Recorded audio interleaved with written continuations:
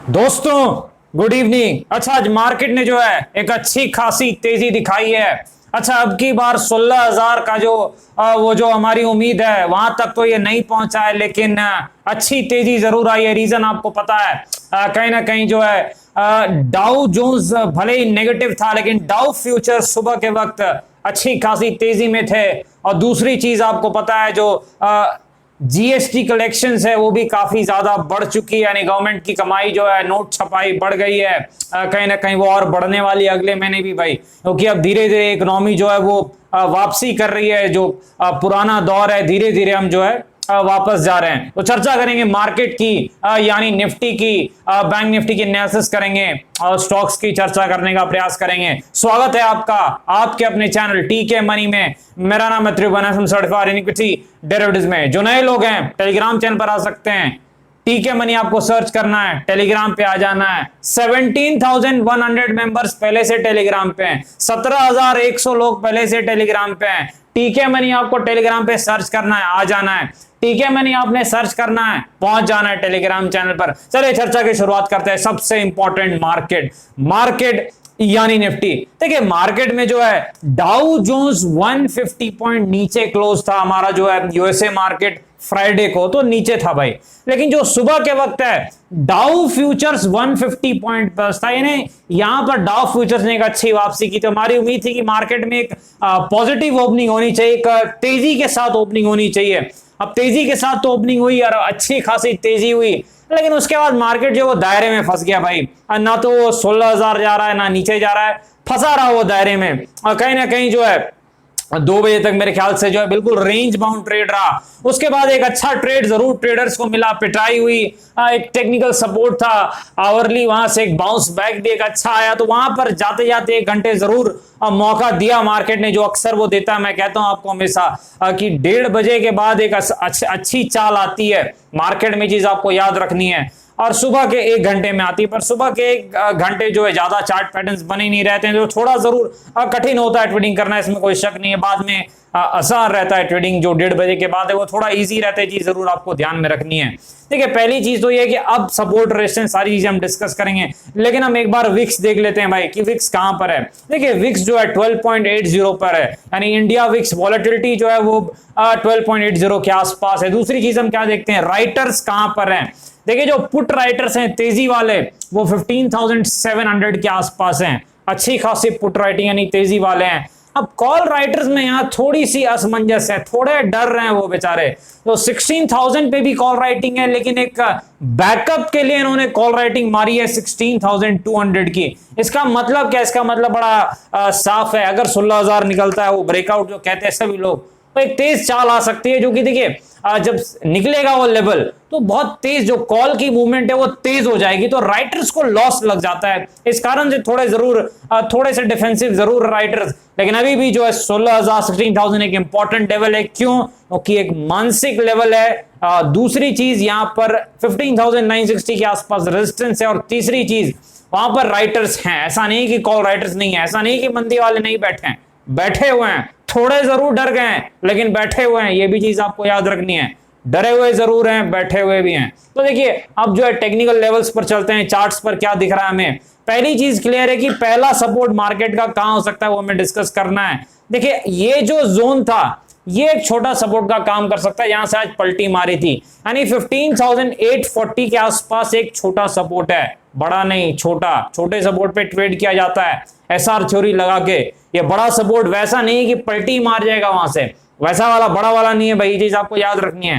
SR theory लगाने वाला support, ये चीज आपको याद रखनी है। दूसरी चीज, अब मार्केट में अगला रेजिस्टेंस कहां पर है। देखिए टेक्निकल रेजिस्टेंस तो हमने पहले भी डिस्कस किया था, वो 15,960 के आसपास है, लेकिन मुझे लगता नहीं उस रेजिस्टेंस को मानना ठीक रहेगा। मेरे ख्याल से ये 16,000 वाले को हम रेजिस्टेंस मान के चलें तो ये ज्यादा बेटर रेजिस्टेंस हो सकता है। कहीं ना कहीं मानसिक लेवल भी और भी कुछ चीजें हैं ऐसी जो 16,000 को एक अच्छा टेक्निकल लेवल बनाती है, चीज आपको याद रखनी है। नीचे में शॉर्ट टर्म छोटा सपोर्ट 15,840 के आसपास है, ये बड़ा वाला नहीं है भाई, ये चीज आपको याद रखनी है। तो ढंग का सपोर्ट कहां पर है भाई, देखिए जो ढंग का थोड़ा सपोर्ट है 15,740 के आसपास है। ये 15,740 760 के आसपास जो है ये ठीक ठाक सपोर्ट कहीं ना कहीं मार्केट में है। लेकिन एक चीज मैं आपको जरूर बता दूं, बहुत इंपॉर्टेंट है कि मार्केट जब एक बड़े टेक्निकल लेवल पर आता है तो ब्रेकआउट के लिए सारे लोग खेलते हैं। अगर ब्रेकआउट सक्सेस हुआ तब तो बड़ी चाल आएगी, वो 100 पॉइंट मिल जाएगा आपको बड़े आराम से। लेकिन अगर फेल हो गया, यानी ऊपर गया 950 को निकाला, ऐसे हल्का ऊपर गया और फिर पलटी मारी, तो बड़ी तेज गिरावट होती है और छोटे मोटे सपोर्ट की धज्जियां उड़ा देता है वो। इसलिए मैं कह रहा हूं, तो ये चीज जरूर आपको याद रखनी है कि जब ब्रेकआउट फेल होता है, इनको ट्रेड करना आता है, ब्रेकआउट फेलियर एक बहुत ही अच्छा ट्रेड होता है। फेल कर जाए तो जो पिटाई होती है बहुत स्पीड से होती है, बहुत स्पीड से होती है, टाइम नहीं मिलेगा ठोकने का, एकदम ठोकना रहता है बहुत जल्दी में। ये चीज आपको याद रखनी है। तो ये चीज मैंने आपको बता दी क्योंकि एक बड़ा टेक्निकल लेवल आ रहा है, छोटा मोटा नहीं, बड़ा। जैसे सपोर्ट के वक्त 15,600 के आसपास का जो सपोर्ट था, 15,600 के आसपास, वो एक बड़ा टेक्निकल लेवल था, तो पलटी तेजी से मारा मार्केट ने वहां से नीचे से, वैसे बड़ा वाला रेजिस्टेंस है। तो वहां पर आपको देखना है कि ब्रेकआउट सक्सेस हो गया तो ठीक है, नाचना है। लेकिन वहां पर जैसे फेल होता है, अगर आपने बाई भी किया या जो भी किया है, तेजी की है, सीधा पलटी मार देना भाई, सीधे पिटने में आ जाना है, ठुकाई कर देनी है, शॉर्टिंग। क्योंकि वहां पर अगर फेल होता है तो बहुत लोग फंसते हैं और अच्छी खासी पिटाई होती है। ऐसा देखा गया है, ऐसा होता ही है। आगे बढ़ते हैं भाई, चलते हैं यहां पर निफ्टी बैंक के पास चलते हैं। देखिए निफ्टी बैंक थोड़ा कमजोर रहा है, निफ्टी के मुकाबले कमजोर रहा है। निफ्टी तेज रहा है क्योंकि आपको पता है आईटी स्टॉक्स में तेजी थी और रिलायंस इंडस्ट्रीज ने मदद की है मार्केट की। लेकिन निफ्टी बैंक थोड़ा कमजोर रहा है भाई, क्योंकि निफ्टी जो है डेज हाई पर बंद हुआ है और निफ्टी बैंक कहीं ना कहीं निचले स्तर पर, डे लो पर तो नहीं लेकिन निचले स्तर पर बंद हुआ है। इसमें कोई शक नहीं है, चीज आपको याद रखनी है। तो ये निफ्टी बैंक जरूर कमजोर है, लेकिन ये कोई बड़ी बात नहीं है। निफ्टी बैंक अचानक से बड़ी तेजी भी दिखा देता है, थोड़ा ज्यादा वोलेटाइल है, तो चीज जरूर आपको ध्यान में रखनी है। इसका सपोर्ट रेजिस्टेंस एक बार हम चेक कर लेते हैं। देखिए 35,100 जो है ये अभी भी निफ्टी बैंक का एक रेजिस्टेंस है। 35,100 के आसपास का जो जोन है, ये जो आपको एरिया दिख रहा है, ये एक टेक्निकल रेजिस्टेंस है निफ्टी बैंक में। अब सपोर्ट कहां पर है भाई, देखिए सपोर्ट मेरे ख्याल से निफ्टी बैंक के लिए ठीक रह सकता है 34,450 के आसपास का एरिया जो है, ये निफ्टी बैंक के लिए सपोर्ट का काम कर सकता है। क्यों? क्योंकि 34,500 एक मानसिक लेवल है। अक्सर ऐसा होता है कि गिरावट में थोड़ा नीचे आ जाता है, फिर पलटी मारता है ऊपर की तरफ। 34,450 के आसपास को जो है एक टेक्निकल सपोर्ट है निफ्टी बैंक का, ये चीज आपको याद रखनी है भाई। चलिए भाई आरबीएल बैंक के पास चलते हैं। जबरदस्त कहीं ना कहीं प्रॉफिट बुकिंग इसमें आई और मेरे ख्याल से आज आरबीएल बैंक के रिजल्ट्स भी हैं, रिजल्ट्स पर डिसाइड होगा कि अगली चाल क्या होगी। तब तक के लिए देखिए ये बड़ी चाल दिखा सकता है रिजल्ट्स पे, इसमें कोई शक नहीं है, ये बड़ी चाल जरूर दिखा सकता है रिजल्ट्स पे। आपको याद रखना है 225 के आसपास आरबीएल बैंक का रेजिस्टेंस है, ये चीज आपको याद रखनी। 225 के आसपास आरबीएल बैंक का रेजिस्टेंस है और सपोर्ट के नजदीक है। अगर 189.90 का जो सपोर्ट है, 190 के आसपास का सपोर्ट है ट्रेडर्स के लिए भाई, ये बचा लेता है।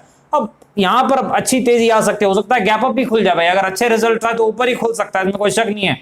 लेकिन आपको याद रखनी 190 पर इमीडिएट सपोर्ट है। लेकिन अगर किसी कारण से जो है गिरावट हो जाती है तो फिर आपको जो सपोर्ट है वो नीचे स्तर पर 170 से पहले नहीं है बड़ा सपोर्ट, ये चीज आपको याद रखनी है। बड़ा सपोर्ट कहां पर है भाई, 170 के आसपास है और रेजिस्टेंस कहां पर है बड़ा, 225 के आसपास है। ये बड़ी चाल जरूर दिखा सकता है, इसमें कोई शक नहीं है, ये चीज आपको जरूर ध्यान रखनी है। आरबीएल बैंक, फेडरल बैंक, ये सब बैंक जो हैं रिजल्ट्स पर बड़ी चाल दिखाते हैं, ये चीज आपको याद रखनी है। टाटा स्टील के पास चलते हैं भाई। जबरदस्त तेजी आई है टाटा स्टील में निचले स्तर से, लेकिन उसके बाद फिर कुछ अच्छी खासी प्रॉफिट बुकिंग भी देखने को मिली है। कहीं ना कहीं देखिए वो एक्सपायरी वाले दिन ये बहुत जबरदस्त भागा था, अब शॉर्ट कवरिंग या जो भी हो, कहीं ना कहीं बहुत जबरदस्त तेजी इसमें आ गई थी, लेकिन अब गिरावट का दौर फिर से देखने को मिल रहा है। इसका सपोर्ट कहां पर है, देखिए 1250 के आसपास इसका सपोर्ट है टाटा स्टील का, चीज आपको याद रखनी है। देखिए टेक्निकली ये अभी तो स्ट्रॉन्ग है, लेकिन मैं एक चीज आपको हमेशा बताता हूं, स्टील सेक्टर सिक्लिकल सेक्टर है, यानी अच्छे समय में बहुत जबरदस्त तेजी और बुरे समय में बहुत जबरदस्त नीचे की तरफ जाता है, दोनों तरफ खेलता है और बड़ी तेजी और गिरावट दिखाता है। तो याद रखनी है, ट्रेन में बहुत लोग पहले बैठे हैं तो अच्छा है, लेकिन जो ट्रेन में नहीं बैठे हैं उन्हें ट्रेडर की तरह काम करना है, ना कि इन्वेस्टर। चीज आपको याद रखनी है, ज्यादा फायदा भी ट्रेडर की तरफ, यानी स्टॉप लॉस लगा के कुछ एक लेवल रखना है कि इसके बाद हम निकल जाएंगे, कुछ ऐसा लेकर के ही अगर आप करते हैं तेजी तो ही ठीक है। क्योंकि देखिए मैं हमेशा कहता हूं सिक्लिकल स्टॉक्स में अगर आप सही टाइम पर बैठे हैं तो अच्छा है, लेकिन गलत टाइम पर बैठे हैं तो उतना ही बुरा होता है, चीज आपको याद रखनी है। फंडामेंटली टाटा स्टील एक अच्छी कंपनी है, अच्छा स्टॉक है, इसमें कोई शक नहीं है। जबरदस्त तरीके से तेजी आई है, चाइना मार्केट से भी काफी फायदा है, कहीं ना कहीं जो है स्टील सेक्टर काफी ज्यादा डिपेंड रहता है वहां पे, और वहां का मार्केट काफी अच्छा चल रहा है, चीज आपको याद रखनी है। लेकिन आपको सपोर्ट भी 1250 के आसपास पहला सपोर्ट है, रेजिस्टेंस कहां पर है 1500 के आसपास इसका रेजिस्टेंस है, ये चीज आपको याद रखनी है। आगे बढ़ते हैं भाई, डाबर के पास चलते हैं। ठीक है, डाबर फंडामेंटली बहुत ही स्ट्रॉन्ग स्टॉक है, लॉन्ग टर्म कोर पोर्टफोलियो का स्टॉक है। ये सब जो एवरग्रीन स्टॉक्स होते हैं सिक्लिकल नहीं होते हैं। लेकिन एक चीज आपको याद रखनी है, डाबर जब 500 पे आया था हमने डिस्कस किया था कि यहाँ अच्छा सपोर्ट है और बहुत ज्यादा भागा है। 20% एक एफएमसीजी स्टॉक के लिए अच्छा है, ये स्मॉल कैप की तरह नहीं है कि रॉकेट बन जाएंगे, 20% इनके लिए काफी अच्छा है। ये चीज आपको याद रखनी है कि अब जब तक आपको ये नीचे ना मिले 550 के आसपास या अच्छे सपोर्ट के आसपास ना मिले, तो मेरे ख्याल से कहीं ना कहीं जो है इन्वेस्टमेंट के लिए ज्यादा बेटर नीचे की तरफ रहेगा। ऊपर ट्रेडर हैं तो भाई जरूर आप खेल सकते हैं, ट्रेडर को क्या है स्टॉप लॉस ला के खेलना है, स्टॉप लॉस ला के खेलना है, ऐसे नहीं अगर आप ट्रेडर हैं और खेलते हैं तो। लेकिन ये फंडामेंटली स्ट्रॉन्ग स्टॉक है, लॉन्ग टर्म ये हमेशा ऊपर ही जाता है, चीज आपको याद रखनी है। तो ये चीज जरूर है। रेजिस्टेंस कहां पर है, कोई बड़ा रेजिस्टेंस है नहीं, तो मैं कुछ कहना नहीं चाहूंगा, बड़े रेजिस्टेंस दिख नहीं रहे हैं क्योंकि चार्ट ऑल टाइम हाई के ही करीब चल रहा है, इसमें कोई शक नहीं है। तो सपोर्ट जरूर है, 550 के आसपास एक सपोर्ट है, ये चीज आपको याद रखनी है। देखिए वोडाफोन आइडिया के पास चलते हैं। ठीक है, वोडाफोन आइडिया में जबरदस्त गिरावट हो रही है, लेकिन अब ये टेक्निकल सपोर्ट के आसपास आ गया है, मेरे ख्याल से 8 के आसपास इसका सपोर्ट है। थोड़ा सा चार्ट पीछे करके हम थोड़ा एक बार चेक कर लेते हैं, कंफर्म कर लेते हैं कि भाई सपोर्ट कहां पर है। ठीक है जी हाँ, ये 8 के ही आसपास इसका सपोर्ट है, जो आपको जोन दिख रहा है 8 रुपीज के आसपास, यानी 7.8 से 8, यानी यही आसपास इसका सपोर्ट है। अगर वोडा आइडिया को पलटी मारना है तो यहीं से ये पलटी मारेगा, शायद कोई अच्छी न्यूज आएगी और फिर पलटी मार जाएगा। और वोडा आइडिया चलता है, बड़ा तेज चलता है भाई, 10-20% इसके लिए कोई बड़ी चीज नहीं है। लेकिन अगर सपोर्ट टूटा तो फिर शॉर्ट टर्म में दिक्कतें बढ़ सकती, चीज आपको याद रखनी है, क्योंकि सपोर्ट ब्रेक हुआ तो फिर शॉर्ट टर्म में जरूर दिक्कत हो सकती है, ये चीज जरूर आपको ध्यान में रखनी है। न्यूज आपको पता है, अगर कुछ फंड्स रिलेटेड जो न्यूज आती है जो पॉजिटिव रहती है इनके लिए, तब ये अच्छी चाल दिखा सकता है, लेकिन याद रखना है सपोर्ट बचेगा तभी, ये चीज जरूर आपको ध्यान में रखनी है। आगे बढ़ने भाई, आलोक इंडस्ट्रीज के पास चलते हैं। देखिए फिर से प्रॉफिट बुकिंग रही है। अब mid cap small cap shares काफी तेजी से भागे हैं, लेकिन आलोक में कोई बड़ी चाल मेरे ख्याल से दिखी नहीं है, नीचे की तरफ ये थोड़ा रहा है और वॉल्यूम भी काफी कम है, बहुत ट्रेडर्स का इंटरेस्ट काफी कम है इस वक्त आलोक में, क्योंकि जो स्टॉक चलता है उसी में ट्रेडर्स ज्यादा एक्टिव रहते हैं, जो शांत रहता है उसमें थोड़े वो कम एक्टिव रहते हैं। 24-25 के आसपास इसका सपोर्ट है, जिसके नजदीक काफी टाइम से घूम रहा है। रेजिस्टेंस सेम है 31 के आसपास है, तो कुछ नई चीज यहाँ पर नहीं हुई है और ना ही ज्यादा कुछ वॉल्यूम दिख रही है, चीज आपको याद रखनी है। डिस्क्लेमर आपको पता है, वीडियो एजुकेशन इन्फॉर्मेशन पर्पज के लिए अपने फाइनेंशियल एडवाइजर से बातचीत करके फैसले बाजार में काफी जोखिम है, थोड़ा ध्यान से काम करें। धन्यवाद।